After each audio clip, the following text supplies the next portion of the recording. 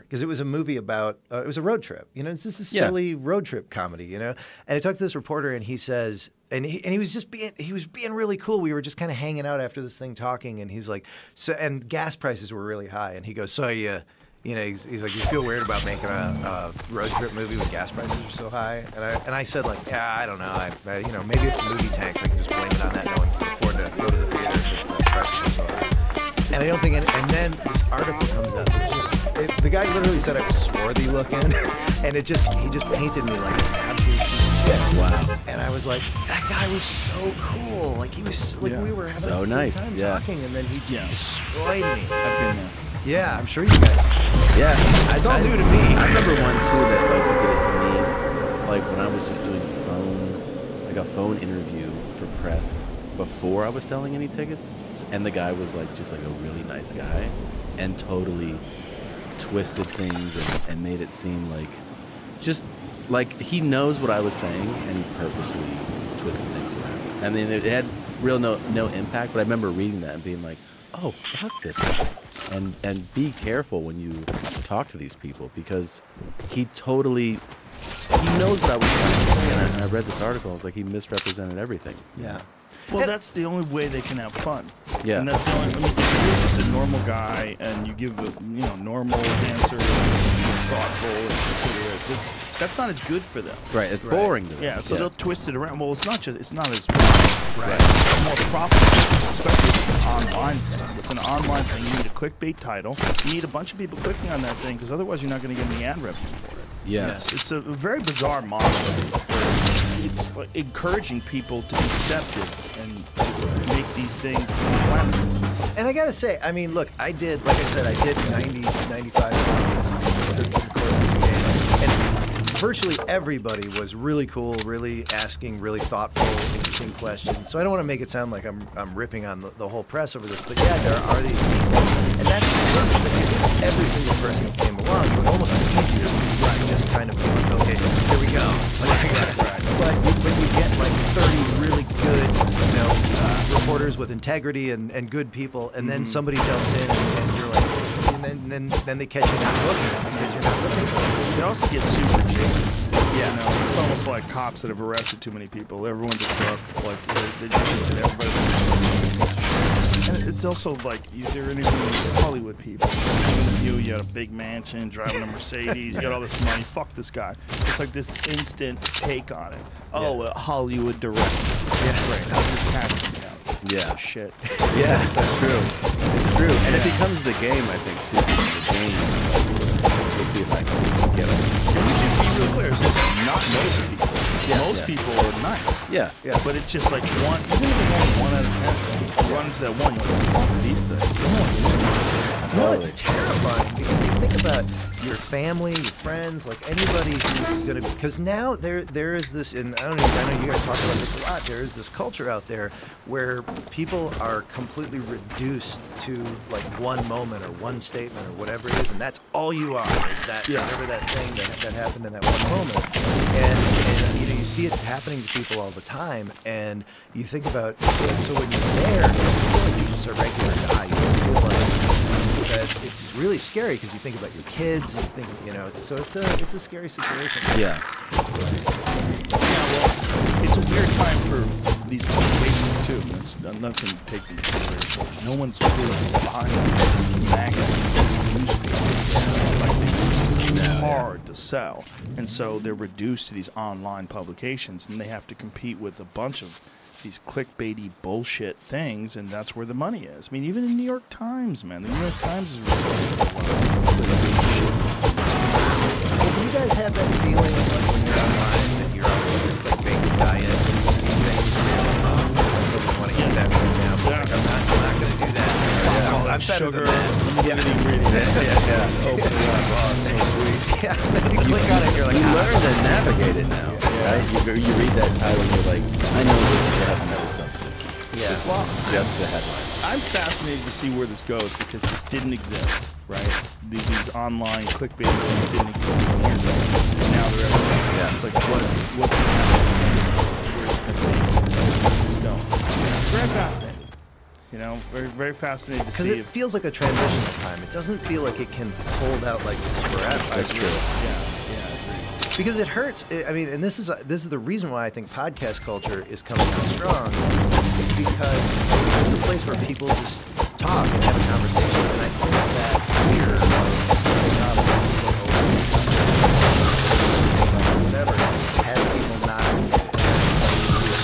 ideas. Yeah, you know? but through these podcasts, one thing that does happen is people will take a very small clip out of context and then write a whole article about that small clip with a big clickbaity headline like Tom Segura shits all over Somalia, and then whatever it is. And Did then, you do that? No, I mean, not yet. It was good. Yeah. Yeah. I just made Yeah. something up.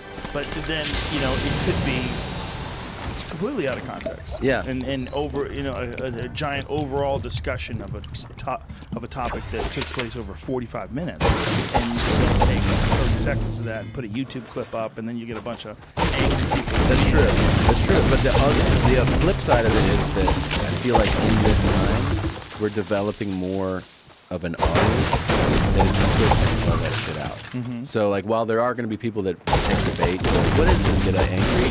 There's a bunch of people who are like really quick to recognize that that's taken out of context. Well, it's because people like you and I and a lot of other people that do podcasts talk about that Right. all the time. Right. So people hear them, they see the examples of it, and they go, "Wow, that's crazy." Like, Yeah. you're a piece of shit. Like, someone should pull your license. Yeah. Like, if you were a doctor, they'd pull your fucking license. Right. As a journalist, there's like a lot of wiggle room with being a piece of shit. Yeah, there is. Yeah. Yeah. But I this use the stuff, word journalist in air quotes. the podcast, this medium is just going to grow, and people are embracing more this long form conversation, Well, and understanding things by talking about it.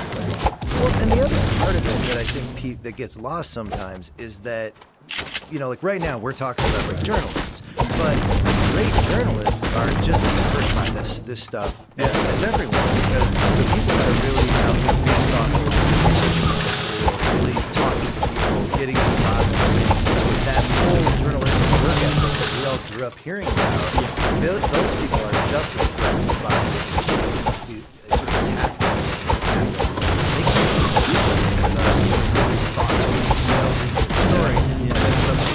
Touch the boob, and then there's like they make all clicks.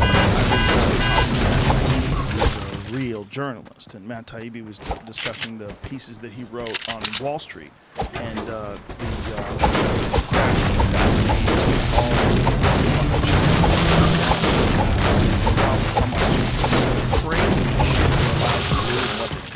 what a Ponzi scheme a lot of that 2008 crash was.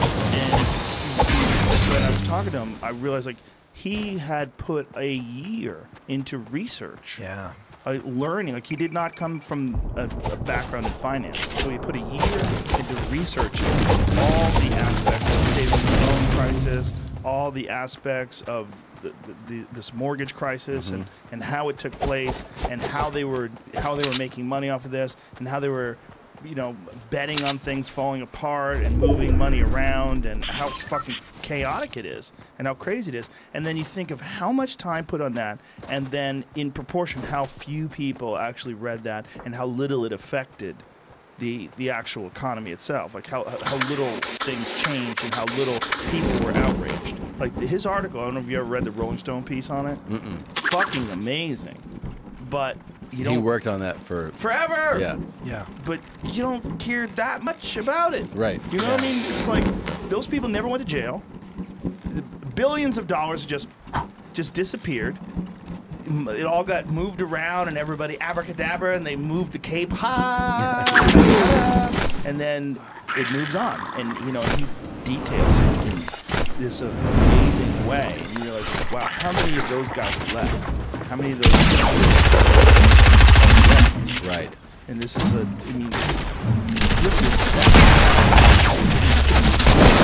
just researching what this is all about. Yeah. It's fucking insane.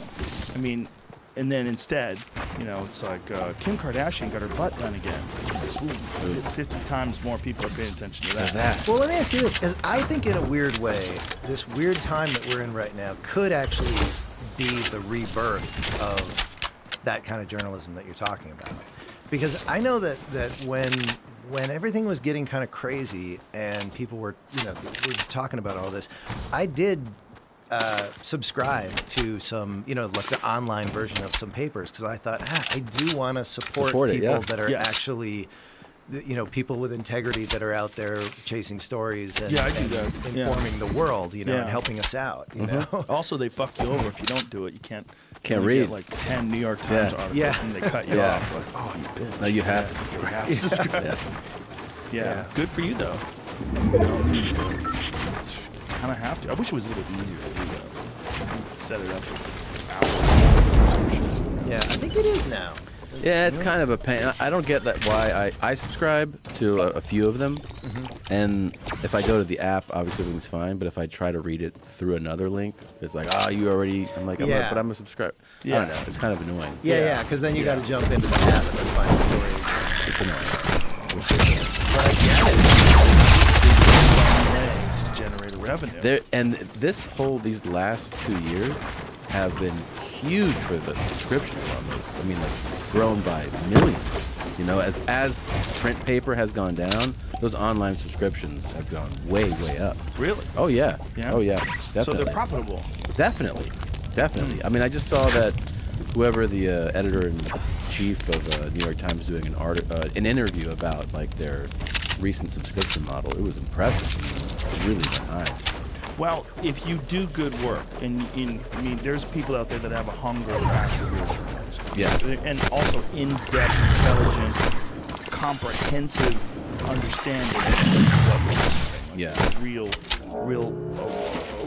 well-researched take on a particular situation. When somebody does it like that guy did,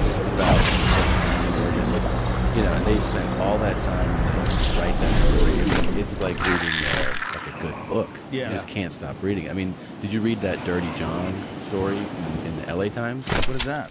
Man, and now they're making they have like a mini series coming out about it. I remember reading it and not being able to stop reading it. And it was like an 8-part series in the LA Times about this guy who was a sociopath who would go on to dating sites and basically bait women who were like divorcees.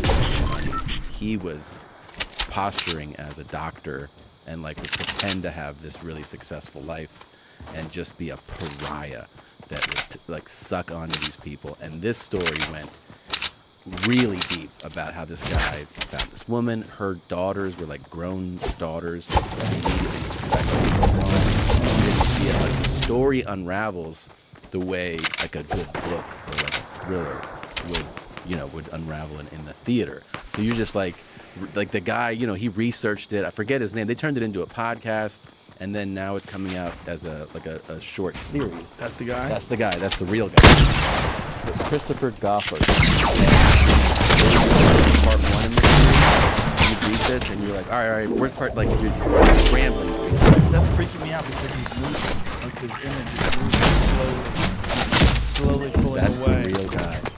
It's Just a like, fascinating read. Wow. And I recommend reading it. I mean, it is really good. So was this guy a career criminal? He was a career criminal that hit it well, but it's interesting that I remember reading it, and you're kind of fascinated how the daughters know.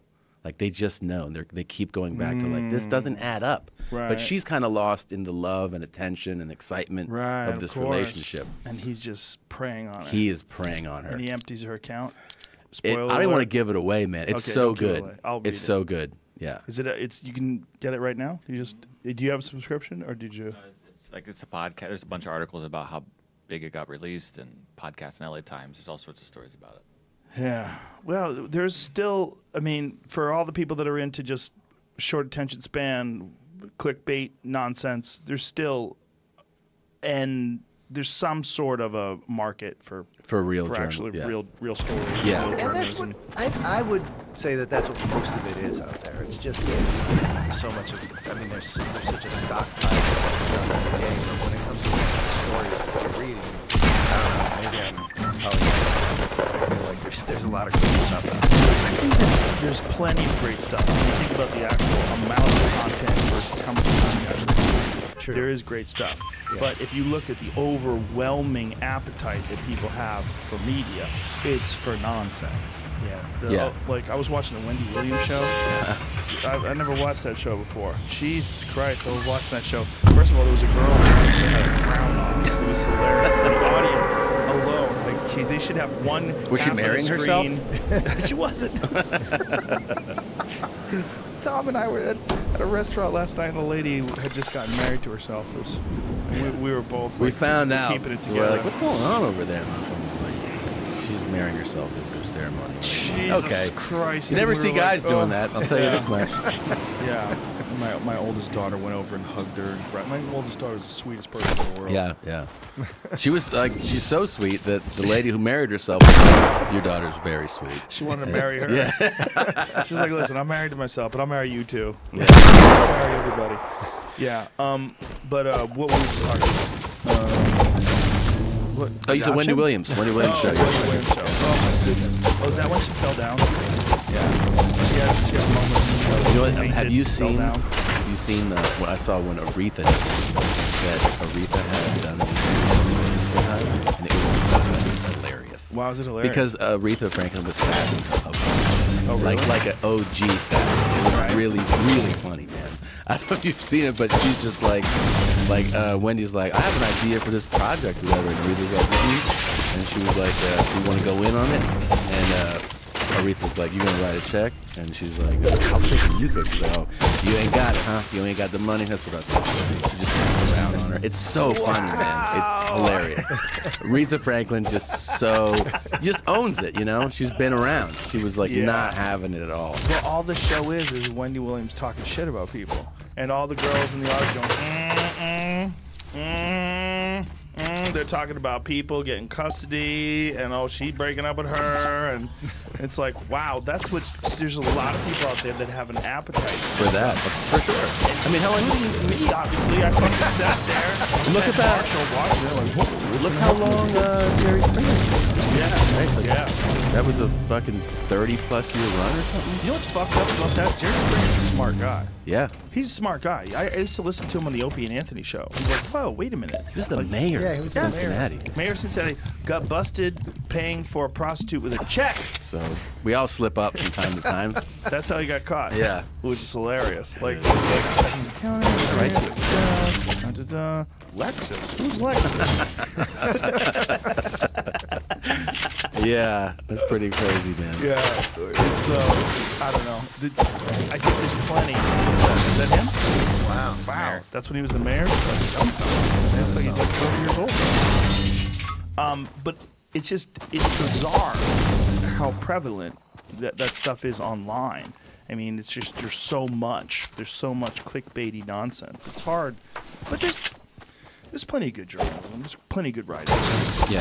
Well, I mean, again, like I said, when I was doing my limited experience in doing this, the vast majority of people I'm talking to have been really interested in just talking about adoption and really interested in foster care and all that kind of stuff. And it's been great. It's been great talking to everybody. And I think that when you have a topic like that, it helps because they're not really trying to crush you as much when you're right. when you're talking to them about kids who need families and homes and that kind of stuff. Right. Yeah, they have to be careful with letting their piece of shit claws out. Now, you said that your experience with adopting 3 kids started out as a nightmare. Yeah. Like, how did it start out as a Well, it goes into it. You have friends that join the military, and when they're in high school, they think they're really tough, and they're like, yeah, it's gonna be awesome. And then they go to boot camp, and then they're like, oh shit, this is really hard. And then they get on top of it, and then they're good. Right. And then they get tough. So you never had any kids. I never had any kids. Had a dog. Done the dog thing. Did the dog thing. So you know how to take care of in a very small way. I had a friend who said that to me. So, well, I've had a dog. Oh, yeah. I'll fucking kill you with a rock. I'm better not compare the two. That's so stupid. Yeah, and we went from 0 and you kind of think, well, That's the A movie. Question They went to a right whole movie. yeah. 2-hour movie. And even what happens is you go. So for us, we had a really interesting experience where we went to an adoption fair, and that's in the movie. It's a real thing where because they, you know, their budgets are stretched so tight that they'll have these outdoor events. Not every county has them, but LA County has them, where they'll bring a bunch of kids that are in the system and a bunch of prospective parents, and they'll just have like games and stuff going on. It's a really bizarre event. And we went, you know, and you're there to meet kids, you know, to meet your kids. And so we went there, and we didn't want to have anything to do with teenagers because not, you know, just because we were scared. We thought we're not ready for that. We just want to find like some cute little kid that we can, you know, help out. And then the teenagers are all off to the side because everybody's afraid of them. And it's the most heartbreaking thing you've ever seen because they know why they're there. They chose to be there, and they know that everybody's scared of them. So I was there, and I was like, oh my God, this is the worst thing I've ever seen. And we ended up sort of inadvertently meeting this teenage girl and her brother and sister. And they just seemed cool, and they just seemed like really good kids, and just scared. But we wrote them down on our sheet, and just again, not what we what we had planned on when we did this. We wrote them down on our sheet. We went home knowing they were going to match us with that. Someone else. And we find out yes, we're going to match with these kids, and we're like, okay, here we go. We're going to have a teenager. How old? They were 16, 13, and 11. Ooh. Yeah. Whoa. So we're you know kind of wrapping our heads around this over the next couple of weeks, and we got to a place where we were like, okay, you know, we can do this, and then we got a call from the social worker, and she said, you know, it's not going to work out. They've been in the system for 4 years. The girl, she's really holding out hope that her mom is coming for her, so she's and so we tried to, and I was, you know, when you hear that, it's so, just the same reaction you guys just had. So my wife and I wrote a letter to send through the social workers, just saying, hey, look, we get it. If maybe you guys just want to come and just do the foster thing, or you know, however you want to do it. And we just sort of sent the letter off. We didn't hear anything, and then she came back and she just said, yeah, it's not going to happen. And then she very matter-of-factly just said, but there's these other 3 kids. And those kids are my kids now, who I love more than anything in the world. Really? And that's how in that conversation, it was just like, there's these other 3 kids. Wow. And we were like, oh, all right. And you want there to be, or I should say, I wanted there to be a certain amount of randomness, like when you have, you know, biological kids, you don't know what you're going to get. Yeah. And going to that event where you're sort of like meeting kids, it feels weird. And so when she said the other 3 kids, they turned out to be but I never forgot meeting that girl and her brother and sister. So when the time came that we were going to make a movie about it, that was the genesis of the Lizzie character. Right. I wanted to make sure there was a teenager in this movie because they're so misunderstood. And in the process, I went out and met with a bunch of families that adopted teen girls, and then met with a lot of those girls, some of whom are grown up and some of whom are still, you know, with their families. And this is the thing, you know, the scariness that we're all talking about. Every one of these families that I met with, just great stories, like amazing great stories, like hard times, you know, trying to make that connection and whatever. But everybody with the same story, wouldn't have it any other way, changed our life for the better, met these incredible kids, and this is, and now I'm yammering. But no, you're not yammering at all. Okay. How old are they now? How many years have you had them? Almost 7 years. So my son Johnny just turned 13. Wow. My daughter's 9, and my other son is 8.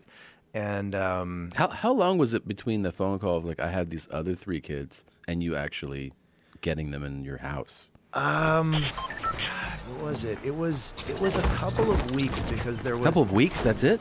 Yeah, no, it wasn't long at all. Whoa. But yeah, because they called me and said, we have these other 3 kids, and then there was going to be a meeting because they won't tell you much about the kids until they really sit down with you, and then they kind of walk through like, here's, you know, whatever trauma, here's whatever, you know, kind of. So, and again, they don't. In our case, they don't have all the information obviously on their past, so right. they can kind of tell you like, here's how they. So I wasn't able to go because I was work thing, and so my wife went to the meeting, and I was like listening to it, and I was on a speakerphone in the meeting, and and there was this one moment, she's telling us everything, and there's this one moment where she slides the picture across to my wife. She says, "Here's a picture of them," and there's this long pause, and my wife goes, "Oh, they're cute." They didn't sound cute by the inflection in their voice, and you're trying not to, you're trying not to be that guy, that So you're like, wait, what do they look like? Yeah. but you don't want to be shallow about it. I mean, Sure. kids are kids. You're gonna fall in love with them regardless. But, everybody wants to think their own kids are cute, whatever.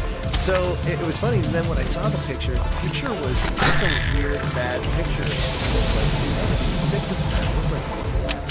It's like this. It was just the look on his face and whatever. Hard. Yeah, he looked hard and a little. And we go over to the house. And the kids, horrible. So this is, sorry, I'm getting ahead of myself. So we have the meeting and we go, okay, we're gonna go meet them. And just to be clear, we didn't say okay because of the picture, because the picture was kind of like neither here nor there. We were just like, all right, let's go meet these kids. So we go to the house and these kids are adorable. And it's the weirdest thing ever because you go to this foster home where they live and you play with them for like 2 hours. And when do you ever play with any kids for 2 straight hours? Like actually actively play with kids, especially kids you've never met before. Sure. So it's exhausting. Yeah. It's weird. And we touch on this in the movie that I was really scared. It's like so much walking kids well up with tears. Know it's for real. Know these are my kids. And just have that like cosmic connection moment. And that didn't happen at all. Like It's more weird, right? You're like, so who are weird. you? I'm gonna live with you.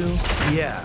And well, the little kids are just kind of like, this is, it's actually weird in the other direction. They're so used to kind of being passed around that they're just kind of like, oh, okay, who are these people? then? Right. And so we get in there, and then the foster mom in our case was like, go to your mom and dad. And I was like, oh, don't do that. Don't do that. That's- Don't say that, Slow your roll, Yeah. lady.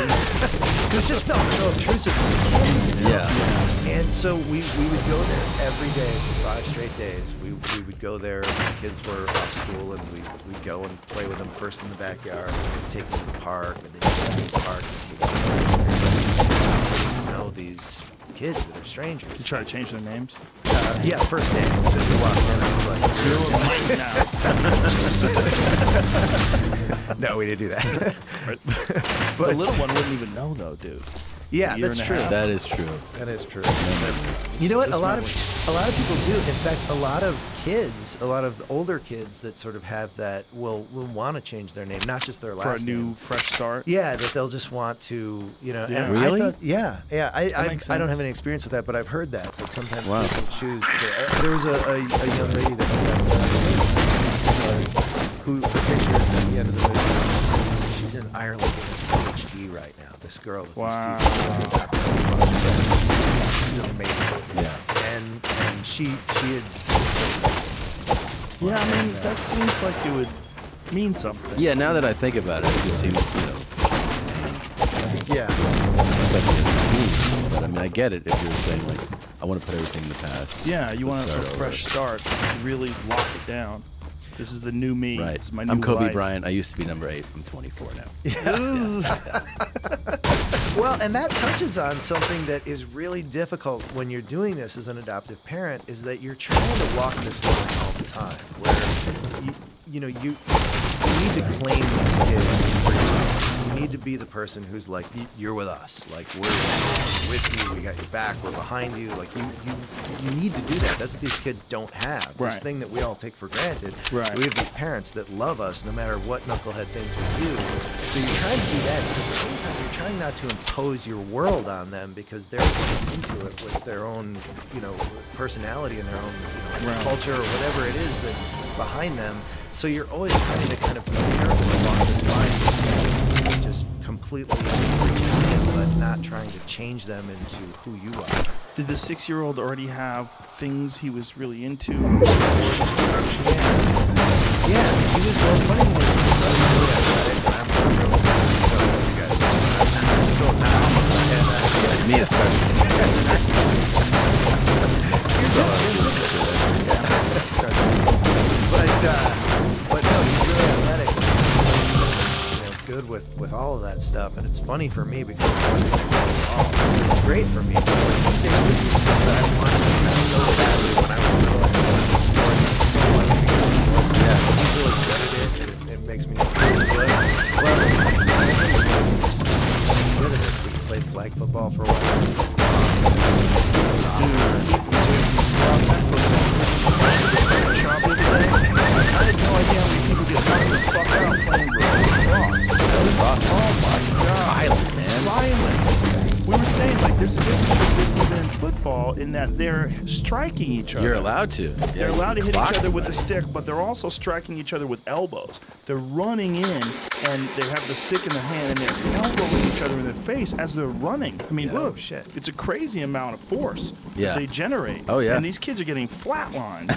And I'm like, that's because I had Dale Earnhardt Jr. here the other day on. Really nice guy. Great guy. Suffered 12 concussions over a period of years. Racing. Yes, and has like some significant brain damage because of it that he had to go through therapy for to help him, like, to the point where he was walking and he had to hold on to things because his balance was so fucked up. He couldn't just walk, couldn't get off the couch and walk to the bathroom. He had to hold on to like a table and a chair, and he had to make his way through. All of this from concussions, and you know. What they're getting in lacrosse and they're getting in football, it's all the same shit. It's Yeah. all head trauma. It's head trauma. Yeah. So I'm a terrible parent. Man, my kids go to a very nice school, great school. We went to a football game with the older kids playing football. And I'm just sitting there. All the other parents are having a good time, and I'm like, brain damage, brain damage. There's some brain damage. Yeah. There's some brain. I'm like, Jesus fucking Christ, these are kids. They're kids running at each other full clip, smashing each other, falling to the ground. And put his hands on the ground. He's all fucked up. I'm like, this is crazy. Like, you I always guys are felt like- teaching people. I always felt like lacrosse. My high school had lacrosse, and I was probably way crazier. But I didn't know about it, and then I'm at the school and they have it. I'm like, this shit is nuts. It's nuts, and there's because no they have career in sticks. it. Yeah, and they're just. Oh yeah, of course. Yeah. Because if you're a football player, you can Yeah. become some Herschel Walker type character and become a huge baller. Yeah. True. But you got no shot if you're a lacrosse player. I love when they interview like all the guys. They're like young guys. But, you know, all this evidence is that your lifespan is going to be way shorter, and it's going to be probably horrific at some point because of the impact of what you're going through playing football. You know, what do you think about that? They're like, shit's worth it, man. This is an awesome lifestyle. Like, nobody is like, yeah.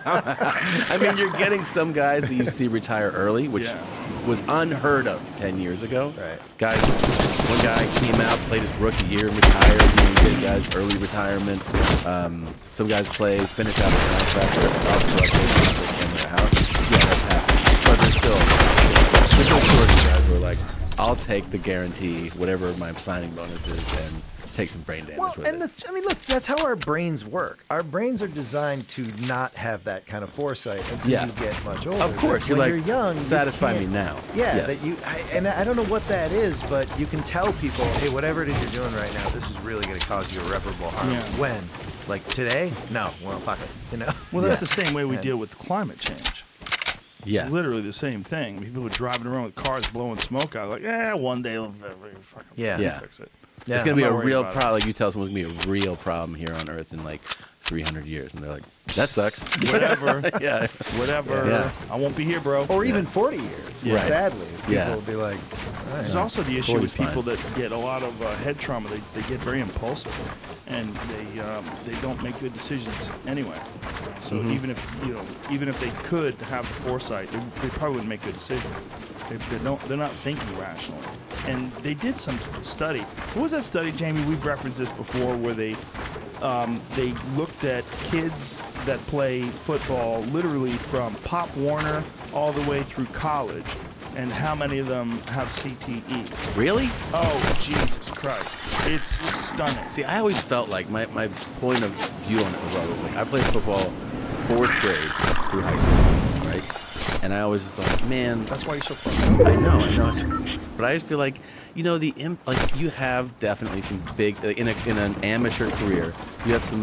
You can think back like, man, I got my belt there. How many times did you get your bell rung? I don't know. I mean, probably. I mean, here's the thing. In 4th grade and 5th grade, you're like, that doesn't happen.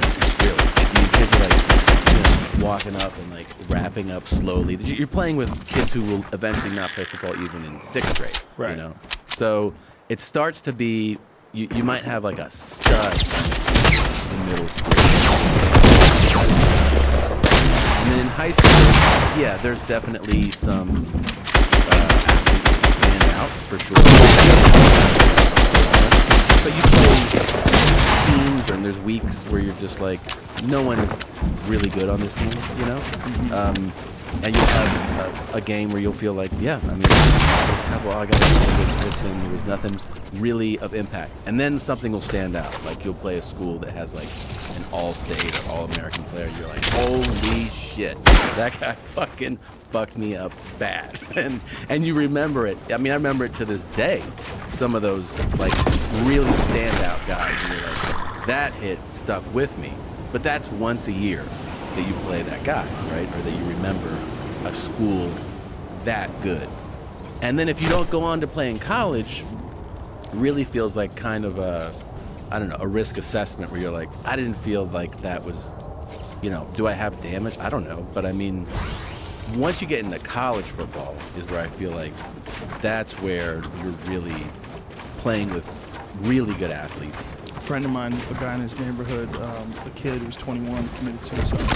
And he was a college player who was about to go into the pros. He was 20 years old. Really? Yeah, and the significance just really ravaged. Every year, a player played tackle football under the age predicted the early onset of cognitive problems by 2.4 years and behavioral and mood problems by 2.5 years. Yeah, but there's a study, this is, okay, average study found that 211 players who were diagnosed with CTE after death who played tackle football before age 12 suffered from cognitive, behavioral, and mood symptoms earlier than those players who didn't start to play until after age 12. Wow. They're saying that, okay, study included 246 former players, 211 of whom were diagnosed with CTE after death. That's insane. Well, in college, there's no such thing as getting around real high impact kids. No. That's it. Those are all people that know how to play. They're all athletes. You're But here's the gonna get thing. rocked. What they're realizing now is that subconcussive trauma is what's responsible for the majority. What's Yeah, just getting rattled. Yeah. So getting rattled, where it's fucking over time. You have multiple hits that are just they're not knocking you out, they're just jostling you. You can Those even, happen a lot. Yeah, you even get it from getting hit to the body. Right. You get hit to the body, and your head snaps back, and you don't even get hit in the head.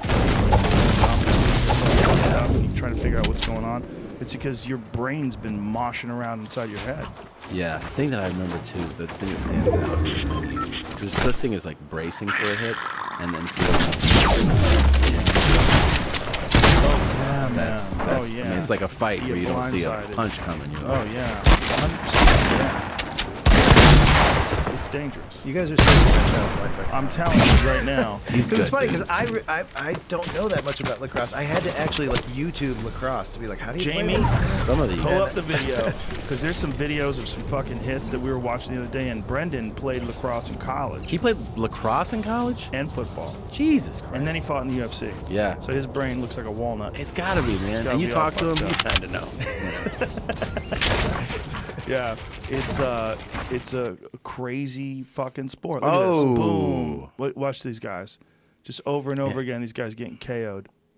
Boom. Boom. Oh, See that? man. I mean, they're smashing each other. The impact is horrific. Oh. Look at that. Boom. These are strikes. Yeah. This is like me kicking somebody in the head. This is not much different than a kick in the head. You're just hitting them with an elbow, but the amount of force. So these guys are getting kicked in the head with these helmets on.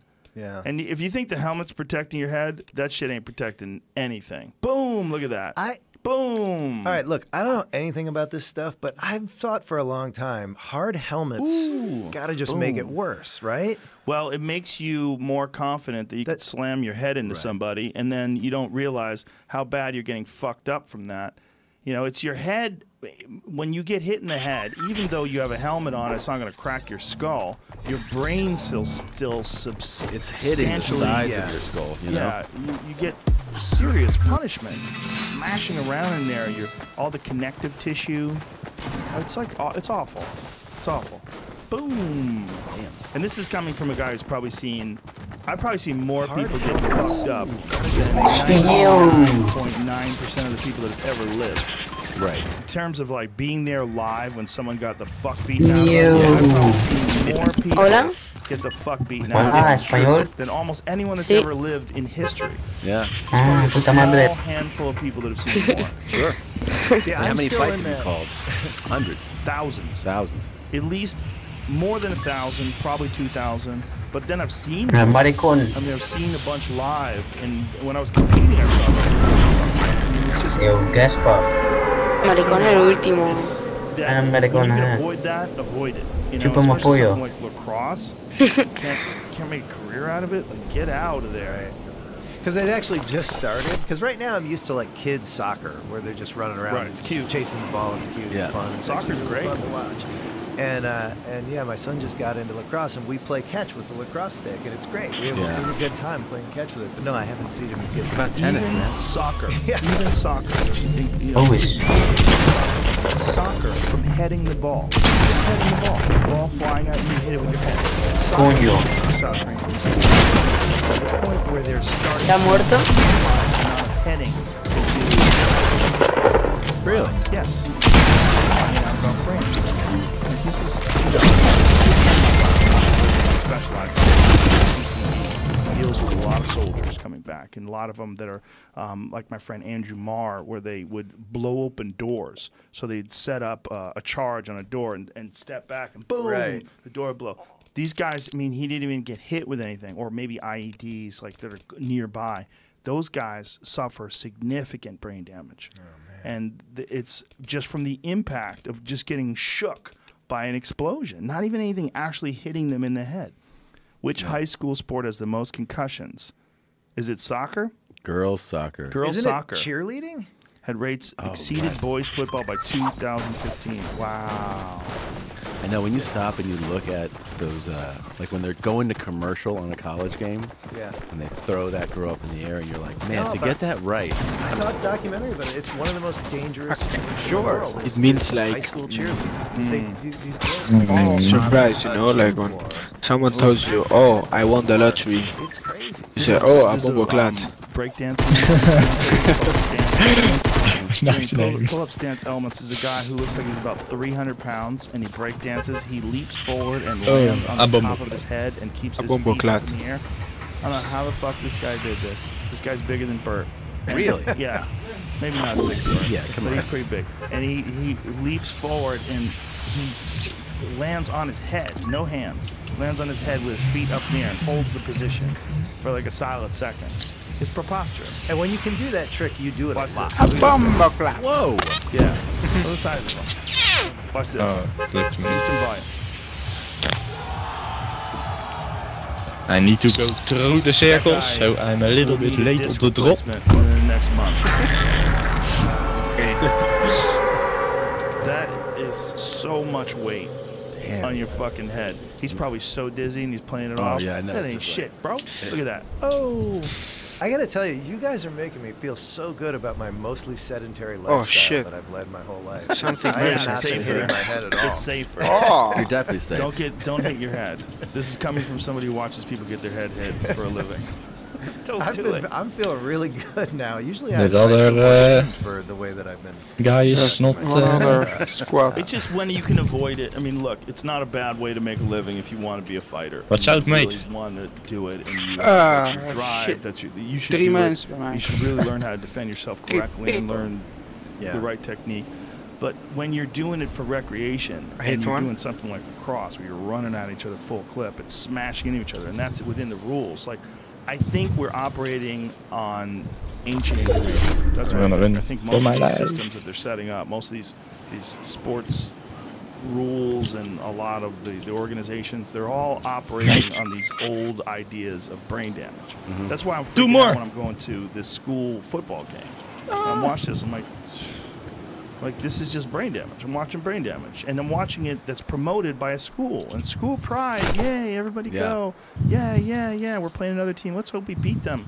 How are you going to beat them? You're going to fucking slam into them. Yeah. And give them Ooh la la, concussions. Papacito. And they're going to get- go to school and they can't count. Do you get blowback for talking about that stuff from I'm fans and that kind of thing? No, or- because it's true. Yeah. I mean, I'm sure there must be some blowback. Come I on, don't fuck read it you. anyway. But it's got to be true. Look, 3. Yeah. I mean, Ooh. there's just too much Oh evidence. no. I just think choose wisely. Just choose. Don't not take Yeah, you will risks. die. I mean, if you really want to be a BMX 5. rider or a They have all the professional same skateboarder, skin. you're going to take some knocks. 3, It's Good just part of squats. the program. 2. Just don't do it if you don't have to, Yeah. because it piles up, and there's no coming back. You know, when you go and you have like significant brain damage, I mean, you can get therapy that can help you. It can, but you're gonna there's a road you're going down. Yeah. It's your brain. I know. They see those. I mean, HBO's actually tapped into it a lot with that Real Sports show Mhm. for years now. They've been doing Yes. follow-up pieces on CTE, and man, it is devastating to see some of those guys. Some of those guys are like in their 50s, 60s, and they're not there at all. I mean, Dude, I put a video up on Instagram or on Twitter. I retweeted it, and it's boxers, where it shows the boxers when they're young and they're talking, and then it shows them like at the end of their career. yeah. They're retiring, and then they interview them, and you see them like just completely gone, like a shell. Yeah, I saw Like- an interview with Riddick Bowe a while ago. Really bad. Oh, it's awful. And I It's remember awful. even this one was actually kind of funny. Was James Toney? Because he was it was towards the end of his fighting, and he was definitely at least 40 pounds overweight, Right. like really out of shape, but still throwing bombs. Right. And he was sparring, and it was like that piece that they air right before the fighters go to the ring on fight night. Mm-hmm. And I mean, he's definitely taking some shots and giving some shots, but he was sparring, and they were throwing in fresh bodies for him to spar against. So it was like, 2 minutes with this guy, and then boom, fresh body. And as he is like really hyperventilating, sweating, spitting, he's still talking shit. Like as he's fighting, he's like, bah, bah, bah, hey, you faggot, fuck you, bah, bah, bah, bah. And then they bring in the next guy. He's like, you piece of shit, your mama, bah, bah, bah. And he's a mess. He looks like a total mess, but he's just like talking shit, calling guys faggots and shit, like as he's barely making it through these sparring sessions. And I mean, but he's one of those guys. He had to fight.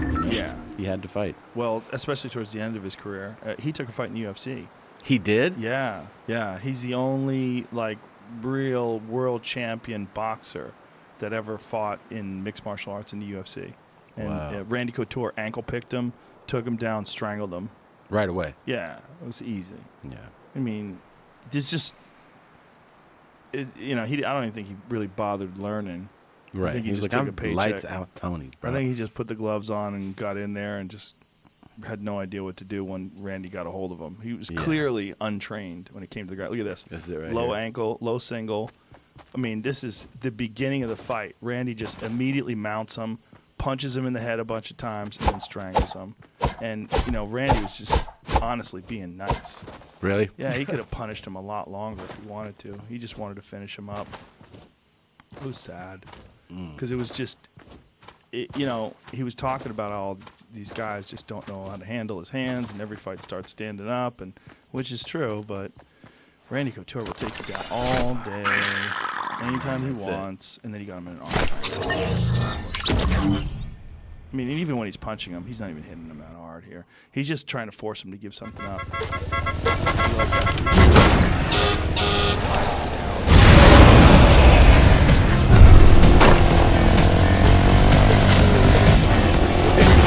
That was pretty fast. Yeah, and James Toney's one of the best that ever did it. He's Yeah. a phenomenal boxer, Yeah.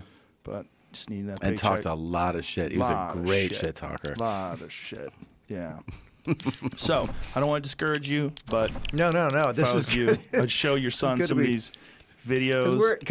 Show we're him like I some- said, we're out in the backyard playing catch. It's just Yeah. like a slice of America out Yeah. there. I'm not even thinking about this. No. stuff, Well, so. people operate not totally aware of consequences, and they make choices that'll affect them for the rest of their lives. Yeah, That's and I just- mean, I love my kid. Like, just Yeah. even, you guys are kind of like I'm having that feeling right now because I love my kids so much, and it's thinking, oh wow, okay, I Is it gotta. like basketball?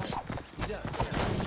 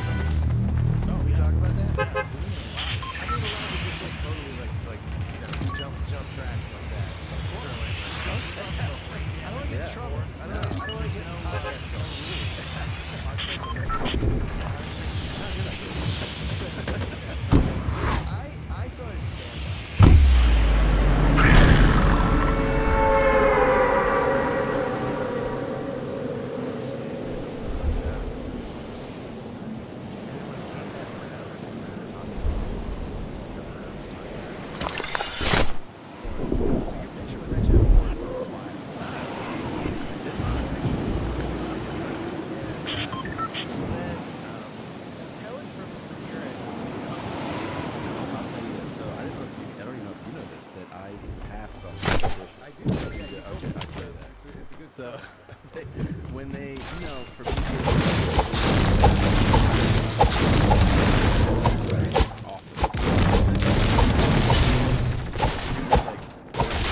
get booked, I get these emails, usually it's an email call that says who these called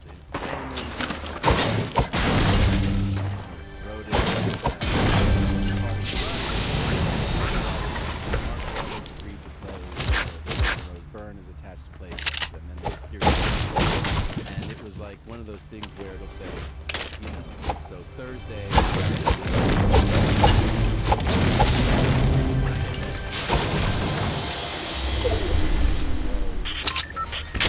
I was like, whatever.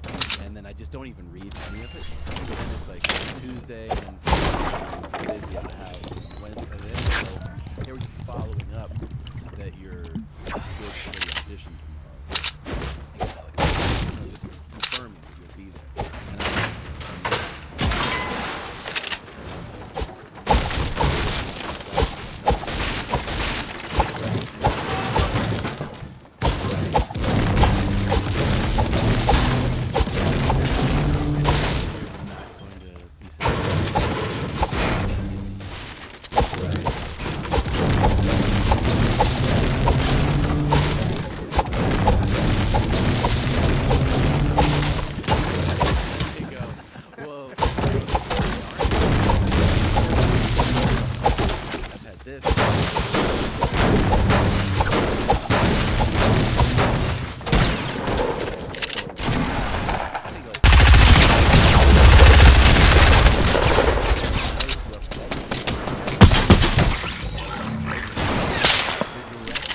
Specifically requested that you audition, as you know, that I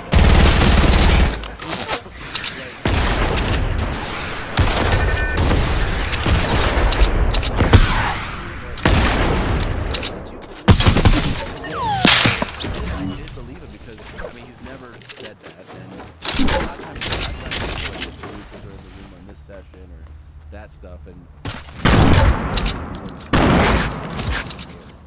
so because now it's like the audition's in 24 hours, so I go, I'll do it, but you have to buy me a couple more days because I have this the rest of the time. Like I'm not gonna do it. And he's like, okay, I see what you do. And then he comes back. He's like, they said they're good for Monday or whatever. And I'm like, great. And then because they told me the director. I was like, I can't go into this thing half-assed.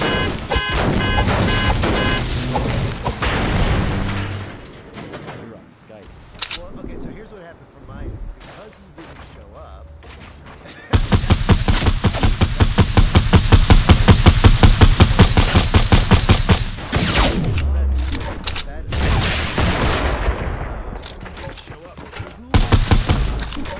What kind of nonsense is this? They booked you something. do that where they'll set it, right? They'll go 11 a.m. Now, that's the problem. So they don't know what you're cooking. So they're just.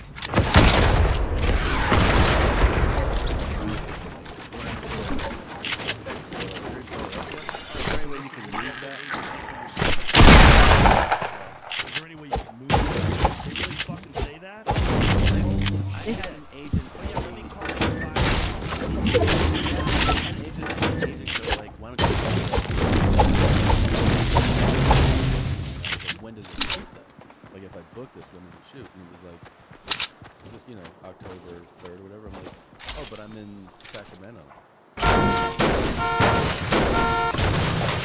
It's 2 theater shows. It's like 5,000 people. He was like, yeah. You think I just move it aside? I'm like, why don't you know? My calendar's public. But they'll give you.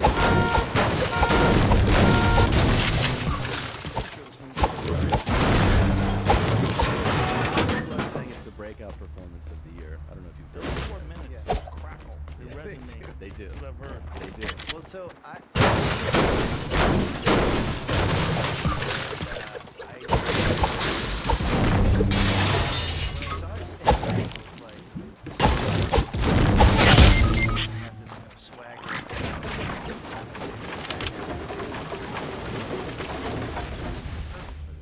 keep saying this.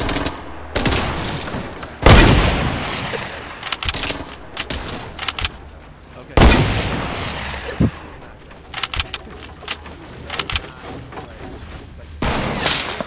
He came in and he kind of was like sort of.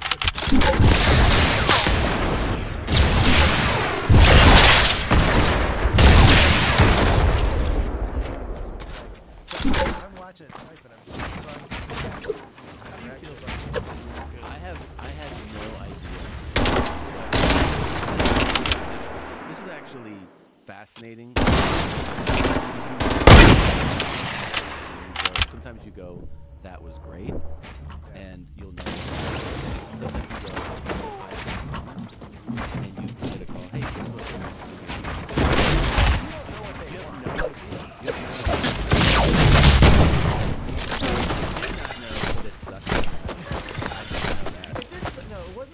this was that bad. It might have been. No, it wasn't. No, it was just that you have this very specific thing that you do that I wanted to bring in and be a part of the character. Yeah. And you left that out. See, but I don't think. What's that thing? It's like he's got this in his delivery, this kind of devil may care kind of like a deadpan sort of. Yeah, but it's it's like a big part of your persona is this whole like, all right, whatever, I just said that, okay, and I wanted Russ to have that thing, and when you came into audition, you left that thing out. Did I did that in the movie?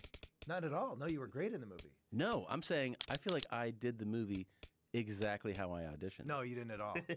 Really? No, you didn't. It was like night and day. Really? Like night and day. In my mind, if someone were to ask me, I'd be like 100% they're the same. The second audition, you did just like the movie. Really? Yeah.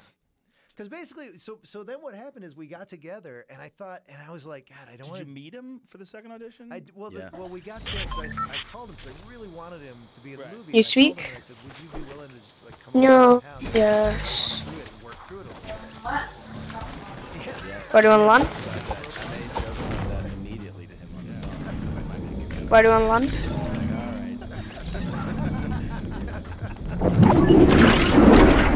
right. Kershaw?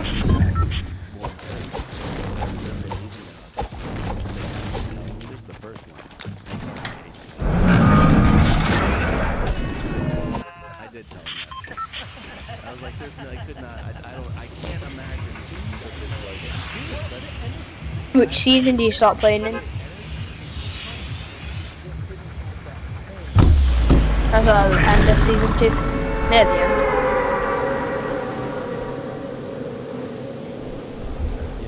No, I didn't get the battle pass.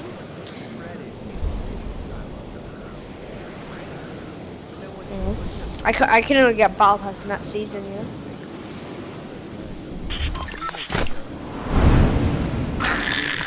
It's fine. That's true. I don't have high expectations for me either. Trust me. I normally die.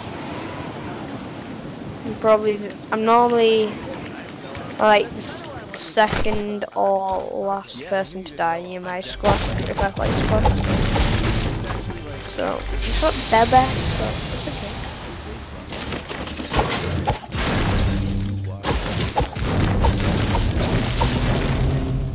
What's the feedback? They always tell you they love it. I know hats though. Looking for, I don't know. I mean, going to your place, going over.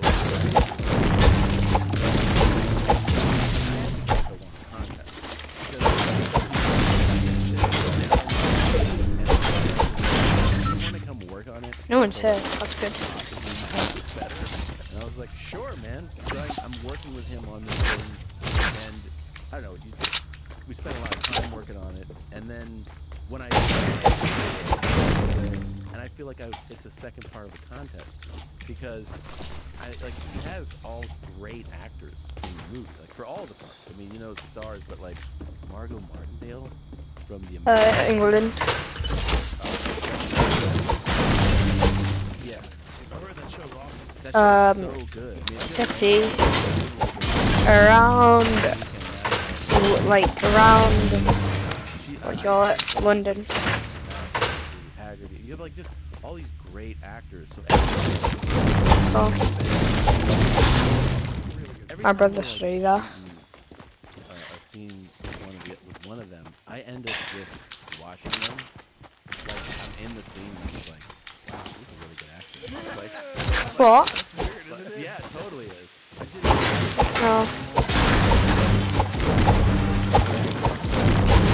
Oh, just 2 big shells. Okay.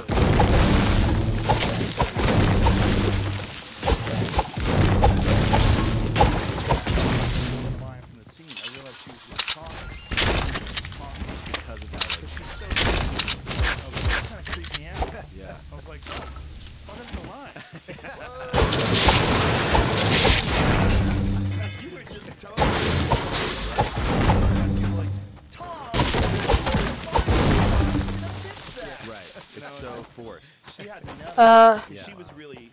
I don't know. Then you might call that I might call it a different house. So.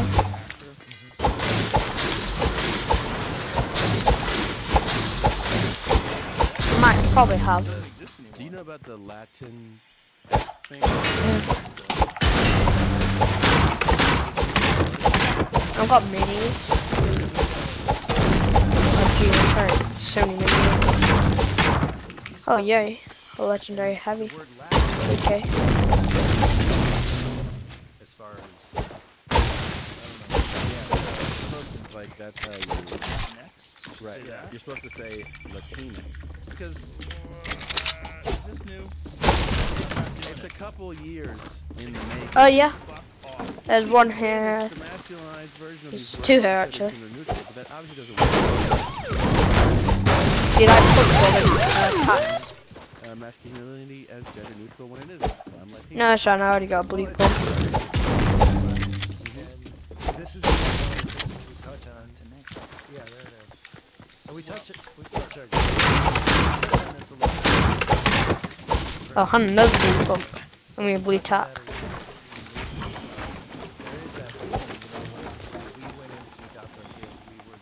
Not that house. In that house, right next to you. It's inside. There's 2 inside it. I'll try and find you a blue one. But you're open to it, and they ask you, what about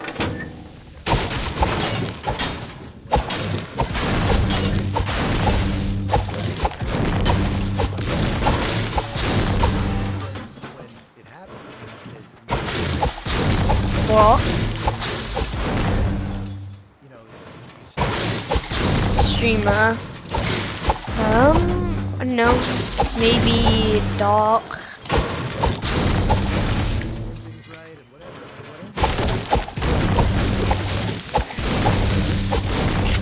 I'll try and find a blue pump for you. Because of I only got one. times that we live in, right? Oh, I need to get to the circle, I just realised. Jumping into it because so thinking about what, but but you ultimately are just going to think How much wood do I need? I've already got 850. wonderful. But all of these things. I'm just being lying the whole time.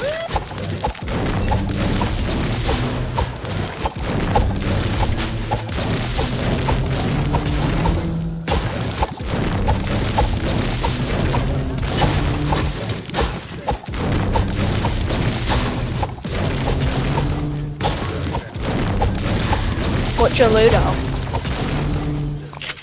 And it would be a real point of concern. Like you would worry about, how do I handle Oh, not bad. this culture? How do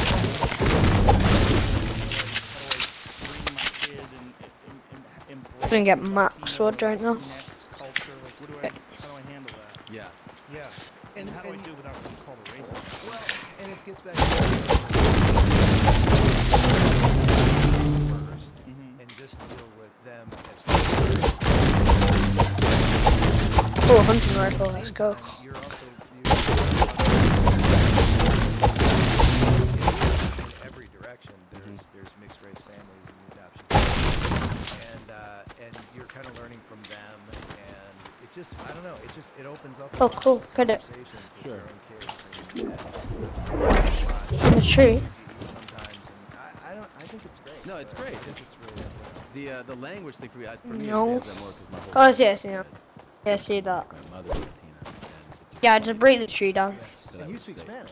Yeah, yeah, He yeah. speaks fluently, which is hilarious because Tom has some great stories about people not thinking he speaks Spanish. Oh, supply drop. That's good. Yeah. He looks like a I regular. feel like we should. Oh, is there someone there? Someone there. Watch out, watch out. Like I've been around him before, but he asks There's me people here. questions, like, Don't breathe. Don't breathe it. Yeah, yeah. It's yeah. like someone who. Hit him. Oh, jeez, he's leaving me. It throws people off. Yeah.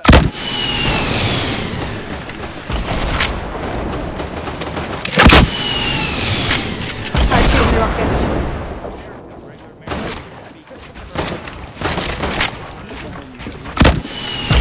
Just throw it. Watch out, watch out, back. No.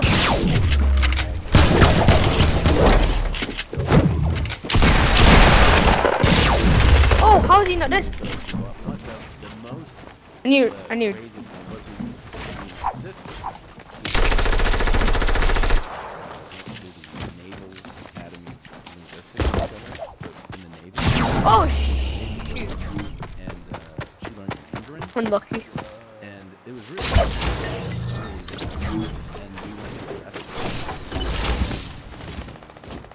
It was one of those restaurants like a Benihana type where they chop stuff up, and the guy was someone asked like where he's from, and he said somewhere in China, and she started speaking Mandarin, and he dropped the thing, and he was like he saw a ghost, and she's spitting back to him in pretty fluent Mandarin, and he stops, and he was like, "I've never seen this before," and he's like, "I've never seen a white person do this," and we were like, "Yeah, it's pretty wild," huh? And then he turned to us, he goes, "I don't think you understand how hard it is to speak this language." And I was like, I have a pretty good idea. I can't do it. So, And then just watching it, he was just like, he couldn't even start cooking. Like, How long did it take your sister to learn? Well, she was when you get into like that Naval Institute program, they have you going, I think it was something like 8 hours a day, 5 or 6 days. So it's almost like, yeah. And it overwhelms people. People talk about it almost like physical and I forget how long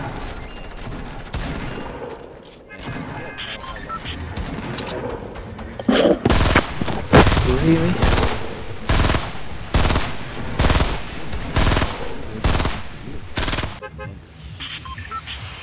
Hello, man. Where are you?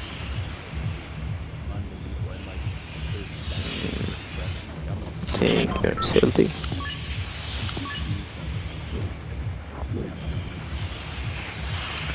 Where are you from, man? What? Cyprus? Cheap. français? Non, pas... Non. Un peu. Ouais. Let's go speak English. Me, I'm from Belgium. It's not bad. It's not good. It's cool. Good food, good drink. Ah, you kidding me? French fries, man.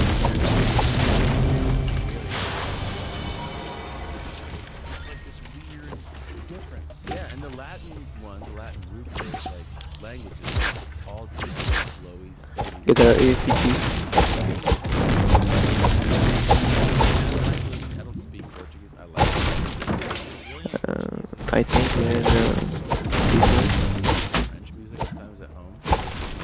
Yeah, like or something. I don't know.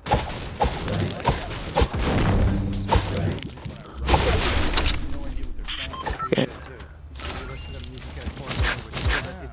I go in the broken house. It gives me a little something, but I can still think about the exact things.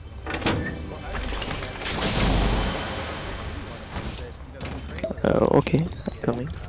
Oh yeah. The movie itself and the trailers get dubbed in Yes, I did. languages. So you Okay. languages, and I sent you the Spain Spanish. Yeah. Okay. And I don't Yeah, really I find. pretend that I understand that. Thank you. Between it is, but that's No. South American and more specifically like Peruvian. So I mean, I think once your ears are into it, you can listen to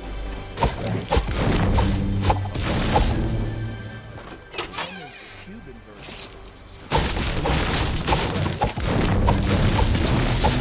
dialects sound dramatic. You know, you listen to Is it a comparison like English speakers Ireland? It is, yeah. And I would say, you know, I always think of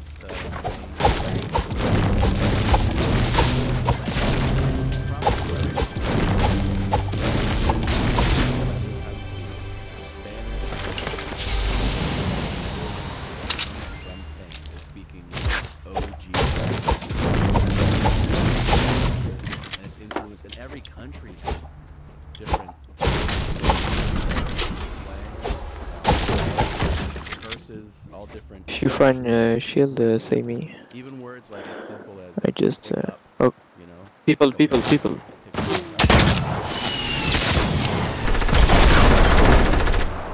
literally means two bucks.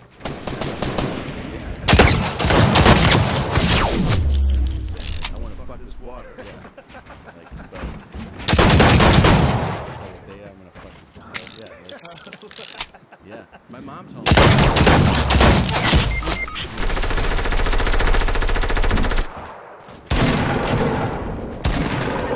okay, I hear him. Okay.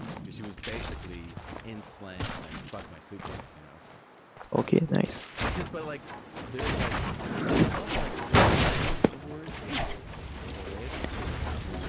like there's so many ways to say fuck. Of course, everybody. No. Like just saying fuck. I'm gonna farm. Oh, fuck. Okay. Thank you. Oh, thank you. Oh. Not taking it really. So it's not read the same way. You're not saying. You're saying a claim, but you're like, I don't like it's taken as like.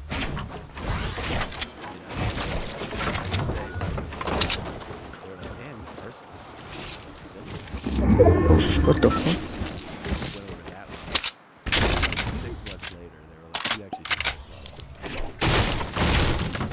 Do you do stand-up in Spanish when you... I've done bits and stories where like I'm there's a show now here in LA that they're doing. I think even at the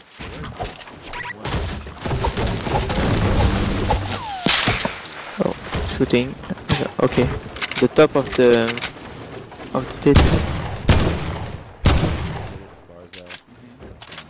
Okay, a jump.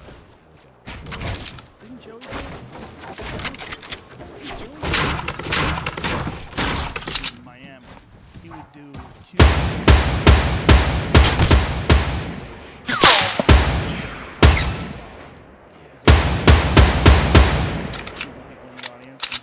punchlines in Spanish. Okay, nice, nice. Just throw chairs through windows. Let's go. It's so great. I middled one tonight and did, you know, get through the set just like a chaotic club. The club was insane. It was totally. Don't think it's good, but get a sniper. Fuck. On the tree, on the tree. It was so crazy to me at the time. I've never experienced a 20-minute set like that. That the guy, the headliner, after did 35 minutes of split. Like he was just like, good night. Because he was a white guy, and it was like not. No, it not wasn't happening. The tree, I don't know. Yeah. Because it was like, it's the most. Oh, it's going. That room that didn't hold that many people. No. Had 300. Hit me just one time. Less, maybe like 275 or something, and it had like, you know, there were Haitians and Colombians. I don't know where it goes.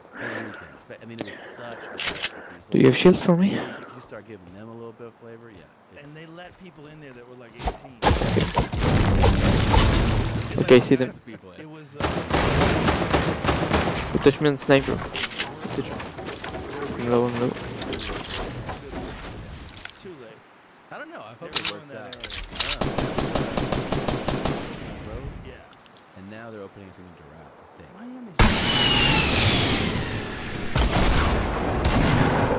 Okay, I kill him. Before I did my Netflix special, and they were using those Yonder bags. You had to put your cell phone in a Yonder bag. Fuck, So you I'm couldn't so use low. it while you were inside the Sure. So you know what they did? You could leave the room and you No, no, no. The zone, the zone. right? So I'm gonna die. the entire set was the only place where the entire set just kept coming and going. It kept leaving and coming back. No, no, no. Take the gun, take the gun.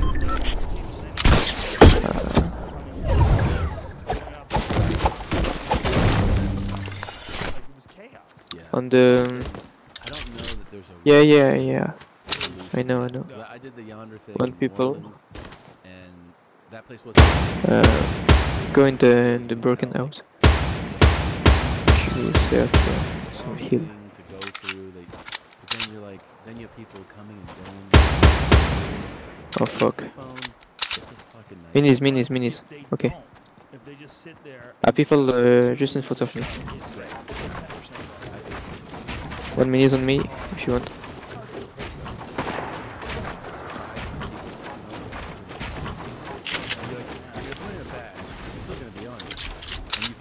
As long as you leave this room. It's on the mountain. Yeah, I gotta let people know. But there's some people that just want to film everything too. That's, you know, you get on stage, you see people standing there. It's a good position.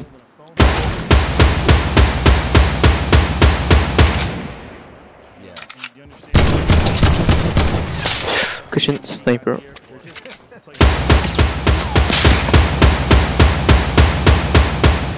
Especially for comments too. Yeah. I went to, of all things.